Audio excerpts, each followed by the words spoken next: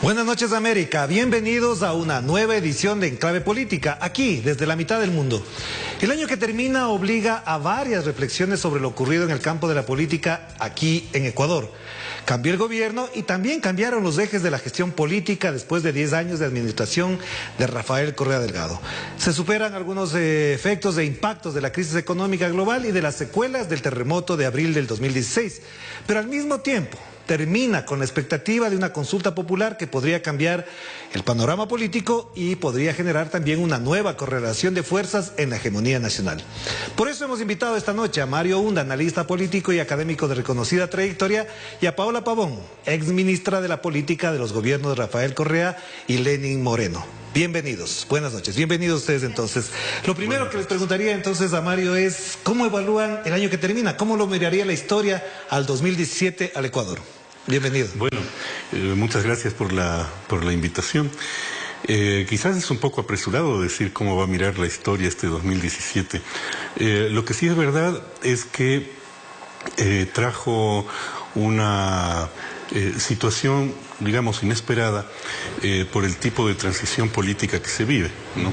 Es decir, para poner así brevemente lo que es visible es que las elecciones de este año terminaron con un triunfo de Alianza País y a pesar de todo con un fuerte conflicto dentro del propio Alianza País y con anuncios de cambios políticos que por de pronto, digamos, se ubican más en el plano del estilo y habrá que ver, digamos, qué más allá de cambios es lo que se viene en el futuro.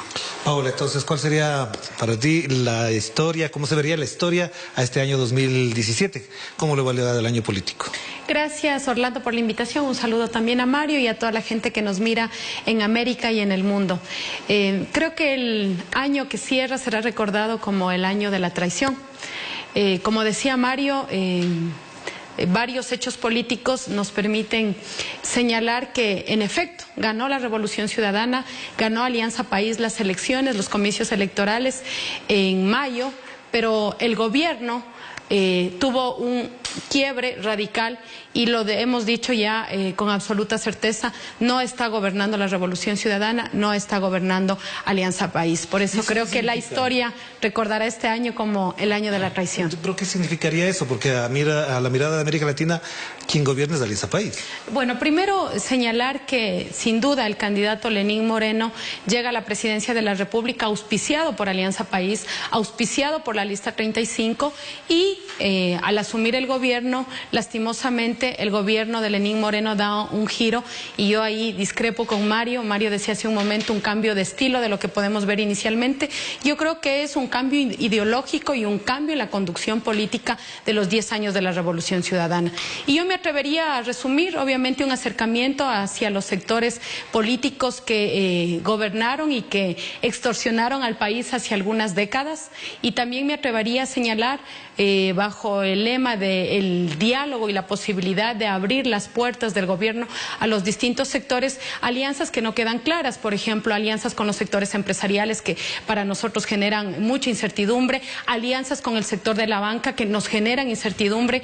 No nos olvidemos que el Ecuador fue uno de los países que tuvo que enfrentar una crisis económica, el famoso feriado bancario, precisamente por la actuación de la banca. Entonces, estos nuevos actores que ahora operan alrededor del gobierno son los que nos generan incertidumbre y obviamente nos permiten decir que hay un distanciamiento de Lenín Moreno de lo que fue el gobierno de la Revolución Ciudadana en estos 10 primeros años. Vale, entonces la pregunta que cabe en este momento sería decirle o explicarnos en voz alta quién es el gran perdedor de las elecciones del 2017. ¿Es Guillermo Lasso o es Rafael Correa? Bueno, yo creo que pueden ser los dos. Porque en primer lugar, la elección en la que triunfa Moreno pierde Lasso. Entonces, evidentemente, Lasso es un perdedor, digamos, que está puesto allí por el propio resultado electoral. pero creo que no solo por eso, sino porque la derecha ecuatoriana fue incapaz de lograr una postura de consenso interior a ella para enfrentar el proceso electoral de 2017. Las disputas entre el Partido Social Cristiano y creo por la representación del bloque de poder económico pesaron más que las posibilidades que pudieran haber tenido en caso de ir unidos. Y yo creo que ese es un dato importante, ¿no? Porque las discrepancias no son casuales y las faltas de unidades tampoco. En segundo lugar, porque el grupo de Lasso manifestó una muy poca visión política desde el momento mismo de la segunda vuelta. O sea, su única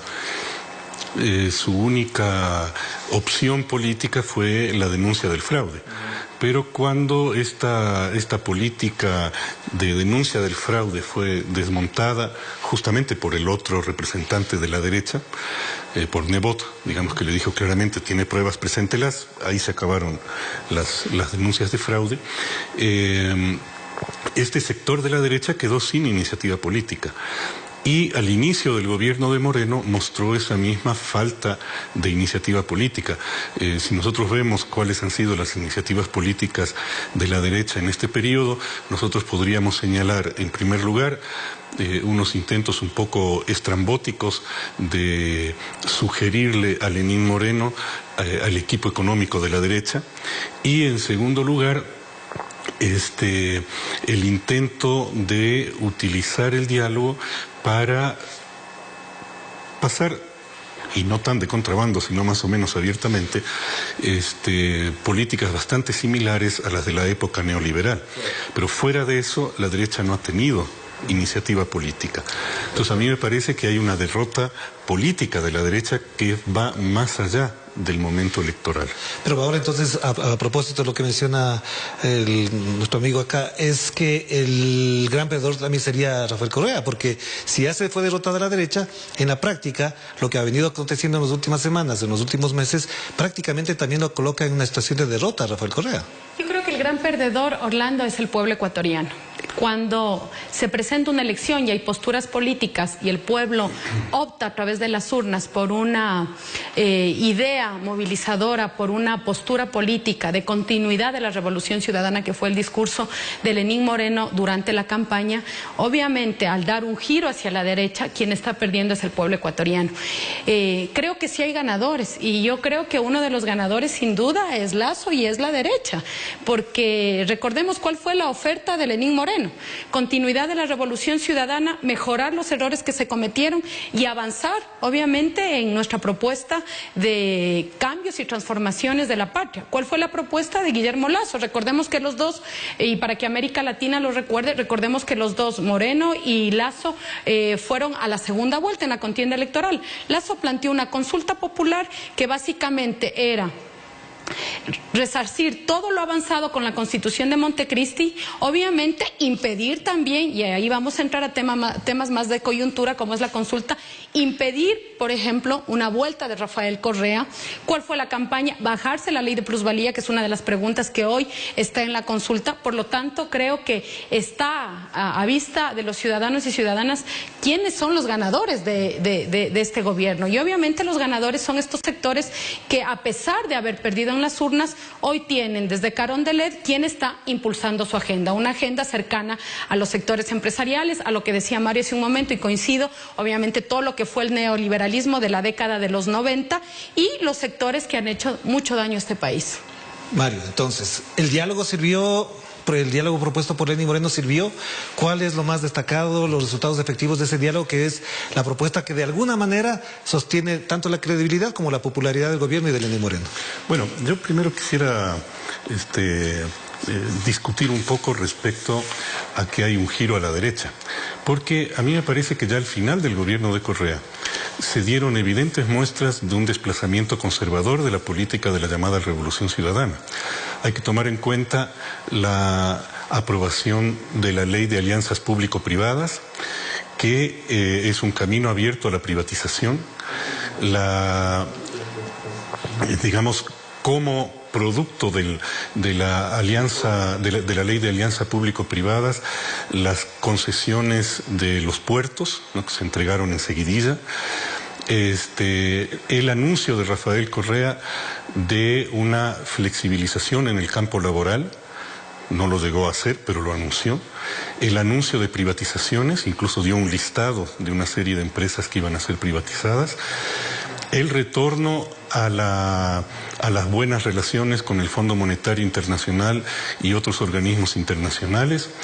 Es decir, la firma del Tratado de Libre Comercio con Europa. Es decir, nosotros ya veníamos en el periodo final de Rafael Correa en un desplazamiento hacia la derecha que tenía que ver básicamente con las limitaciones que el modelo económico de la Revolución Ciudadana tenía, básicamente por la pérdida de ingresos en el Estado, a través del petróleo, que fue el eje alrededor del cual se construyó la propuesta económica de Correa. ¿Y por tanto era necesario el diálogo en estas circunstancias? A ver, yo creo que el diálogo cumple más bien un papel político antes que económico, porque aquí hay que tener en cuenta que si bien Alianza País triunfa en las elecciones de 2017, Alianza País venía en un periodo de declive en cuanto a la aceptación ciudadana y a la votación popular a partir de 2014. Hay que recordar las elecciones seccionales de ese año, donde Alianza País perdió en prácticamente todas las capitales provinciales,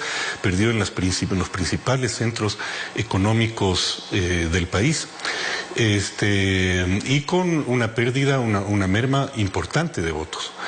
Y es esto lo que se vio reflejado en la primera vuelta de la elección de 2017. Alianza País pierde 1,5 millones de votos entre la elección de 2013 y la elección de 2017. Pero como digo, no es una pérdida que tenga que ver exclusivamente con la candidatura de Moreno, sino que es una pérdida que ya venía de las elecciones anteriores. Okay. Entonces, por lo tanto, si me permiten un momentito, o sea, había una pérdida, digamos, de la aceptación ciudadana a Alianza País. Y en medio de eso, digamos, una serie de conflictos generados por el estilo autoritario de Correa y por esa, no sé cómo decirle, pero ese impulso que él tuvo por confrontar, digamos, con todos los actores al mismo tiempo, que generó, digamos, muchos espacios de conflicto que comenzaron a diluir la hegemonía de Alianza País. Por lo tanto, a mí me parece que el diálogo propuesto por el gobierno de Moreno es una estrategia política para recuperar un espacio de legitimidad. ¿Y cómo verías tú entonces, Paola, este diálogo? ¿Tuvo sentido? ¿Cuáles son los principales objetivos? ¿Se alcanzaron? ¿Qué ha significado el diálogo para los ecuatorianos? Bueno, primero señalar, inclusive por la presentación, quiero recordarte, Orlando, que yo inicié como ministra de Gestión de la Política con el presidente Moreno, y uno de los temas que tuve a cargo fue precisamente la convocatoria al diálogo, porque creemos en el diálogo y siempre vamos a creer en el diálogo y la participación. Lo que no podíamos permitir es que bajo el argumento del diálogo se puedan incorporar intereses que no son los intereses precisamente de las grandes mayorías, y obviamente entre una de esas tantas razones fue la que me motivó a, después de 2 meses de ser parte del gobierno de Lenín Moreno, dar un paso al costado, precisamente porque comprendí que el gobierno no era la continuidad de la Revolución Ciudadana, que fue la decisión mayoritaria de los ecuatorianos, porque sin duda después de 10 años, y como señala Mario, y yo obviamente refrendo algunos temas electorales que él planteaba, la pérdida de las elecciones seccionales en el 2014, la dificultad de un triunfo en primera vuelta como lo habíamos tenido en años anteriores, pero a pesar de eso tuvimos nuestra 13ª victoria electoral, ganamos en segunda vuelta y además obtuvimos un importante número de escaños en la Asamblea. 74 legisladores de Alianza País llegaron a la Asamblea, por lo tanto había una adhesión del pueblo ecuatoriano a la propuesta que inicialmente fue planteada por Moreno y que creemos que ahora ha sido desmarcada por otros intereses. Bueno, vamos a hacer la primera pausa de este momento para continuar en el diálogo que llevamos adelante a propósito de la situación, de la coyuntura política aquí en el Ecuador, y volveremos para ahondar ahora sí el tema que nos hemos planteado, el de la consulta popular, que tanto Mario como Paola ahondarán en algunos temas y matices que hemos querido precisar. Vamos a la pausa y volvemos inmediatamente aquí en Enclave Política.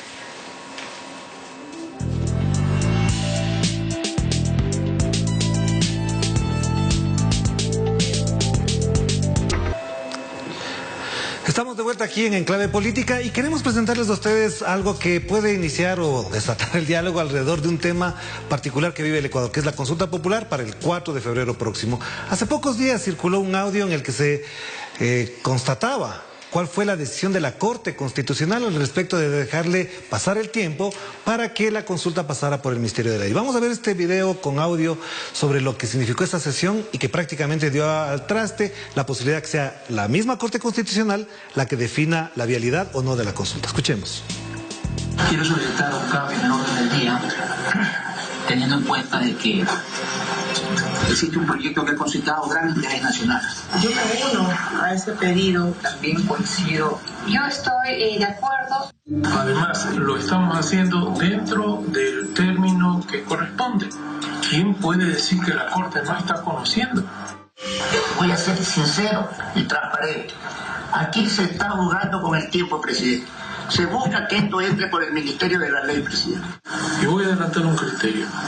Ni jurídica ni política de que se pretenda sacar estos asuntos por el Ministerio de la Ley. Paola, ¿habías escuchado este video, este audio sobre lo que decidió la Corte? ¿Qué significado tiene? Que además ninguno de los miembros de la Corte lo ha desmentido. Entonces, ¿qué significado tiene para el país que la Corte se haya puesto en esa postura o en esa condición y garantizar el desarrollo de la consulta? Cuando escuchamos el audio nos ratificamos en las presunciones que teníamos. La incidencia política del Ejecutivo sobre la máxima instancia como es la Corte Constitucional. Y para los amigos de América Latina me parece importante aclarar esto. En el 2008 nosotros mudamos de un Estado de Derecho a un Estado constitucional de derechos. Y en este Estado constitucional de derechos la Corte Constitucional juega una instancia fundamental. Por eso es que el artículo 104 de nuestra Constitución establece que en cualquier procedimiento de reforma o enmienda de la Constitución de manera plebiscitaria, como se quiere hacer en este caso, tiene que haber un dictamen previo de la Corte Constitucional. ¿Por qué inicio el tema de la consulta con esto, Orlando? Porque quiero señalar enfáticamente que el gobierno del presidente Moreno y la falta de autoridad de la Corte Constitucional nos está llevando a un rompimiento del Estado de Derecho en el Ecuador. Esta consulta es una consulta ilegal, ilegítima e inconstitucional. No se puede hacer una consulta que reforme la Constitución de los ecuatorianos y ecuatorianas sin pasar por este dictamen previo. Y esto es sencillo, porque la Corte primero tiene que decir estas preguntas que quiere consultar el presidente Moreno o un alcalde o un ciudadano común y corriente están en el marco de los derechos que hemos refrendado los ecuatorianos, además en votación de nuestra nueva Constitución. Y segundo, por un tema que es elemental, que cualquier abogado o cualquier constitucionalista puede entender. La Corte en ese dictamen tiene que decir cuál es la forma, si es vía asamblea constituyente, cómo se reforma la Constitución, o es vía consulta popular, o es vía referéndum. Por lo tanto, este Consejo Nacional Electoral, al cual yo sí le señalo y además con mucha firmeza que está actuando al margen de la ley, no podía llamar a esta consulta popular, como señalo, ilegal e ilegítima. ¿Qué opinas de eso, Mario? A ver, yo creo que en primer lugar habría que tener en cuenta que la política es básicamente relaciones de fuerzas. Es decir, sí, la ley es muy importante, lo que diga la Constitución es muy importante, pero me parece que no podemos perder de vista que en las circunstancias más agudas de la política ecuatoriana, lo que ha terminado prevaleciendo son las relaciones de fuerzas y no tal o cual precepto legal. De hecho, todos nosotros sabemos, creo, el modo como se ha hecho uso y abuso de las palabras legales y constitucionales y cómo se ha hecho uso y abuso, digamos, de términos establecidos en la Constitución y en las leyes. De manera que creo que, digamos, me parece que un punto fundamental es tener en cuenta que la política es básicamente eso, relaciones de fuerzas.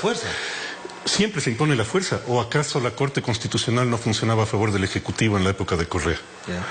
O sea, la Corte Constitucional en la época de Correa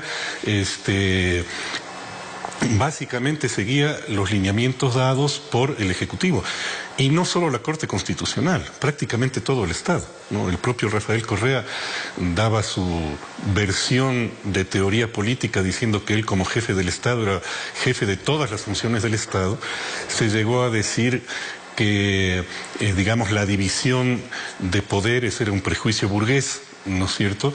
Y digamos, entre paréntesis, que es eso lo que ahora fueron a reclamar en la OEA, ¿no es cierto? Es decir, a mí me parece que sí, cuando hacemos este tipo de análisis, tenemos fundamentalmente que no saltarnos de la historia, ni de la reciente, ni de la más lejana. Porque yo creo que el tema fundamental aquí es que lo que está en juego también es la relación que no siempre es directa, ¿no?, entre legalidad y legitimidad, porque pueden haber cosas legales que no sean legítimas y cosas que sean legítimas así no estén contempladas de ese modo en la ley. Y vamos a poner un ejemplo concreto: la salida del gobierno de Abdalá Bucaram. Claro. ¿No es cierto? Entonces, eso era legítimo desde el punto de vista de que era un sentimiento social generalizado, aunque la ley no lo establecía del modo que se dio. Ahí evidentemente hubo, por decirlo de alguna manera, un estiramiento de la ley a las conveniencias del momento. Claro, pero entonces, Paola, ya que estás en la postura, señalas que es ilegal, ilegítima y demás, entonces, ¿qué viene para el Ecuador después de la consulta? Porque parecería que se gana por encima del 50%, al momento por lo menos las encuestas señalan que hay un triunfo del sí, es decir, la propuesta de Lenín Moreno ganaría. ¿Qué le pasaría al Ecuador? ¿Qué le pasa a la democracia ecuatoriana, a la gobernabilidad y a la correlación de fuerzas si esa consulta termina como está planteada hasta ahora? Orlando, me tomo un minuto antes de responder tu pregunta. En efecto, sin duda, la política es la correlación de fuerzas. ¿Cuáles son los límites para eso? Los límites en democracia precisamente son las normas, es la Constitución y las leyes. Y ese cerco mediático y esto que aparentemente podría ser interpretaciones de abogados no nos está permitiendo dimensionar la gravedad de lo que está pasando en el Ecuador. Hace un momento Mario decía, y obviamente discrepo con él, en el gobierno de Correa había un direccionamiento a todas las funciones del Estado. O sea, jamás se haría una enmienda y una reforma en el tiempo del presidente Correa sin el dictamen previo de la Corte Constitucional. Lo que pasa, y además, tal como se establece en el audio, había ya un informe en la Corte Constitucional. Habrá que preguntarle al presidente Serrano por qué no convocó la sesión que estaba convocada, por qué si señala claramente que es imposible que pase por el Ministerio de la Ley esta consulta, imposible políticamente, imposible legalmente, se dio paso. Entonces creo que hay que comprender que nos están abocando a una consulta política que no ha cumplido las normas básicas. Claro. Contesto tu pregunta. ¿Qué va a pasar después de la consulta? Quiero ahí señalar también que el gobierno del presidente Moreno durante estos 7 meses ha tenido la incapacidad de evidenciar hacia dónde va su gobierno, y creo que ha planteado una crisis política en el Ecuador para que aparentemente sea resuelto por una consulta popular en donde no había crisis política. Este no es el Ecuador que recibimos hace 11 años, no, el Ecuador hace 11 años sí enfrentaba una crisis política y fuimos a una asamblea constituyente. De las 7 preguntas que está planteando el presidente Moreno, que aparentemente deberían ser de trascendencia, no podemos mentirnos, hay 3 que le interesan a él y ahora a sus nuevos aliados. La primera, obviamente, impedir una posible vuelta de Rafael Correa. Y es obvio, la derecha ecuatoriana durante 12 años no ha podido tener una victoria electoral. Mario ya lo decía en su análisis, por su incapacidad de aglutinarse, por su incapacidad de propuesta, no han podido ganarle a Alianza País y, en este caso, al liderazgo del presidente Correa. Hoy Lenín Moreno y ciertos adherentes de Alianza País que están hoy en el gobierno de Lenín Moreno están aupando una consulta que obviamente le interesa a la derecha. Segunda pregunta, tomarse por la manga el Consejo de Participación Ciudadana. O sea, la pregunta del Consejo de Participación Ciudadana es muy grave, Orlando, y Latinoamérica tiene que comprender. Se le está dando un cheque en blanco, no lo digo yo, lo dice Alberto Acosta, un cheque en blanco al presidente Moreno para que él coloque a 7 de personas notables No sabemos cuáles son esas 7 personas notables que ahora serían un nuevo Consejo de Participación Ciudadana que van a evaluar a todo el mundo. Se están tomando todas las funciones del Estado mediante esta consulta popular. Y la tercera cosa, que con esto cierro, el tema de la ley de plusvalía. Una ley necesaria que ayudaba a evitar una burbuja inmobiliaria en el país, pero sobre todo a que la gente que no tiene vivienda acceda a vivienda, a tener un control sobre el tema de la ganancia extraordinaria en la segunda venta de un inmueble. Entonces, temas como estos son los que se están buscando a propósito de una supuesta crisis política en el Ecuador. Con Mario.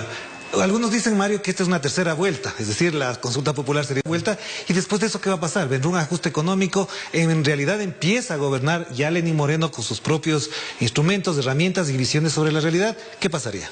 Bueno, la consulta, igual que el diálogo, son los mecanismos a través de los cuales Moreno intenta construir su legitimidad como gobernante. Esto tiene que ver, por un lado, como decía antes, de que proviene a pesar del triunfo de un debilitamiento de la fuerza política que lo auspiciaba, y en segundo lugar por el conflicto desatado por Correa.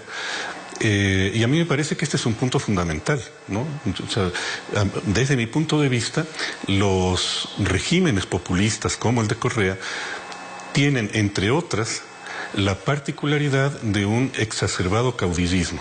El caudillismo no es propio del populismo, como plantean algunos analistas más liberales, digamos. El caudillismo es un mal de la cultura política de América Latina en general, del Ecuador también en particular, y esto lo venimos arrastrando desde los inicios de la República y quizás desde antes.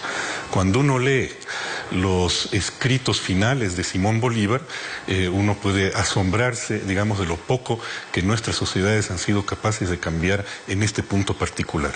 Ahora, la particularidad de los caudillismos es que dificultan las transiciones.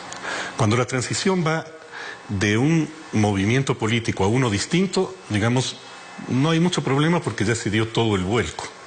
Pero cuando es el mismo movimiento político el que mantiene el control del gobierno, y en la medida en que la Constitución ecuatoriana exacerbó también el carácter presidencialista que ya venía siendo afirmado desde la época neoliberal, esto genera un reforzamiento del caudillismo personal del presidente.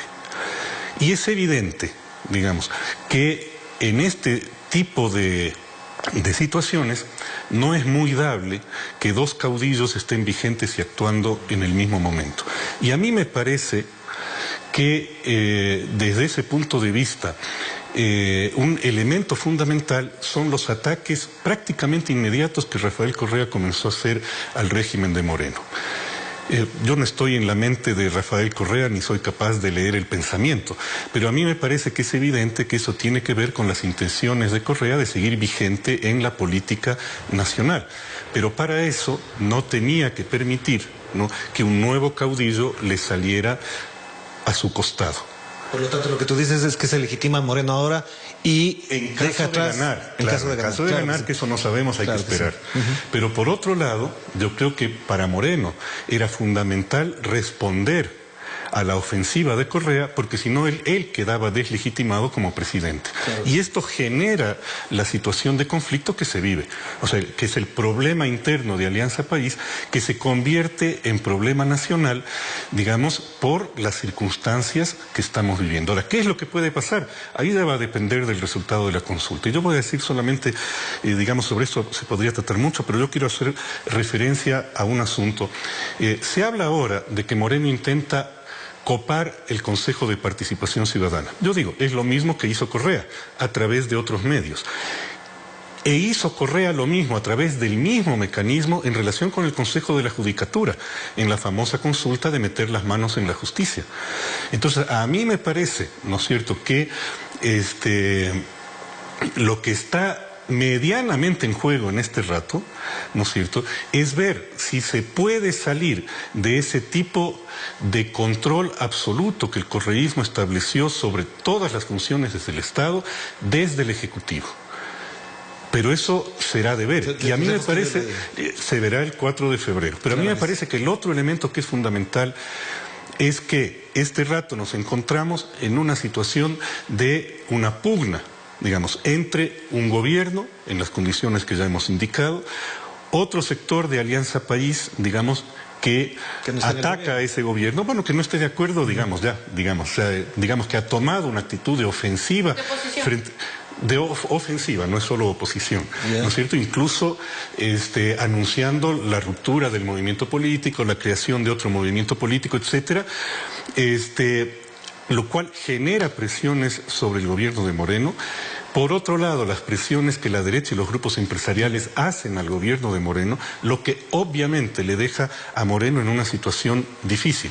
Y yo creo que ahí el otro elemento que falta, y que todavía estamos por verlo, es qué irá a pasar con la sociedad y sobre todo con los movimientos sociales más organizados que fueron sujetos de una persecución implacable durante el correísmo. Muchísimas gracias, Mario y Paola. Gracias por estar con nosotros. Habrá más tiempo, habrá más oportunidades para conversar porque la consulta es el 4 de febrero y tendremos prácticamente todo el mes de enero para conversar sobre estos temas y serán bienvenidos a este programa y a este espacio. Muchas gracias por estar con nosotros y gracias a ustedes por estar aquí con nosotros en Enclave Política. Seguiremos conversando porque, bueno, finaliza el año, les deseamos un feliz año a todos para América Latina y el mundo y volveremos la próxima semana para seguir conversando acá en Quito, desde la mitad del mundo por Enclave Política. Que la pasen bien. Buenas noches.